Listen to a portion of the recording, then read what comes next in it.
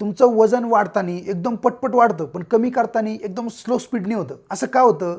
कारण नॉर्मली आपण जे अन्न खात असतो, उदाहरण देऊ सांगतो तुम्हाला मी. सकाळी तुम्ही चहा बिस्किट खाता, त्यात कार्बोहायड्रेट असतं. दुपारी तुम्ही भाजी भाकरी डाळ भात खाता, त्यात पण कार्बोहायड्रेट असतं. संध्याकाळचं जेवण पण तेच असतं आपलं, भाजी भाकरी आणि डाळ भात. ह्या सगळ्यात कार्बोहायड्रेट आहे आणि याच्यात कॅलरीज खूप जास्त प्रमाणामध्ये असतात. आणि हे आपण खाल्लं तर आपलं वजन हे पटपट पटपट पटपट वाढतं.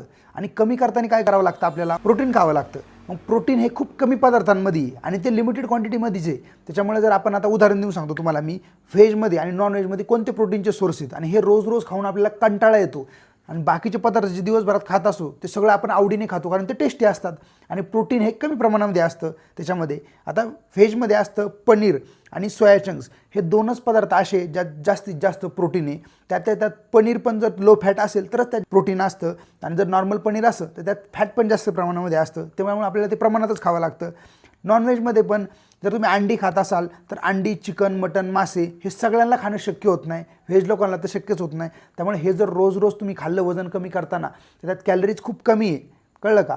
आणि ते फॅट लॉससाठी खूप बेनिफिशियल आहे. पण आपण रोज रोज खाऊन ते कंटाळा येतो आपल्याला आणि आपण ते मध्ये सोडून देतो. म्हणून फॅट लॉस करणं अवघड आहे. जर तुम्ही नॉनव्हेज पदार्थ किंवा सोया चंक्स, पनीर, प्रोटीनचे पदार्थ जे असतील, लो फॅट दही असेल किंवा मग स्प्राउट असेल, हे सगळे पदार्थ जर तुम्ही डेली खात असाल संध्याकाळी किंवा दिवसभरामध्ये जास्तीत जास्त क्वांटिटीमध्ये, तर तुमचा फॅट लॉस हा 100% होतो. पण आपण काय करतो? 4-5 दिवस खातो, त्याच्यानंतर बोर होतं, आपण खायचं सोडून देतो, परत पहिल्यासारखं जेवण करायला चालू करतो. त्यामुळे आपला फॅट लॉस होत नाही. लक्षात घ्या, प्रोटीनमध्ये कमी कॅलरीज असतात. ते जास्त खाल्ल्याच्या नंतर आपलं पोट एकदम फुलफिल होतं, आपल्याला लवकर भूक लागत नाही आणि आपला फॅट लॉस पण चांगला होतो. आपण कॅलरी डेफिसिट डाएट एकदम चांगला फॉलो करू शकतो.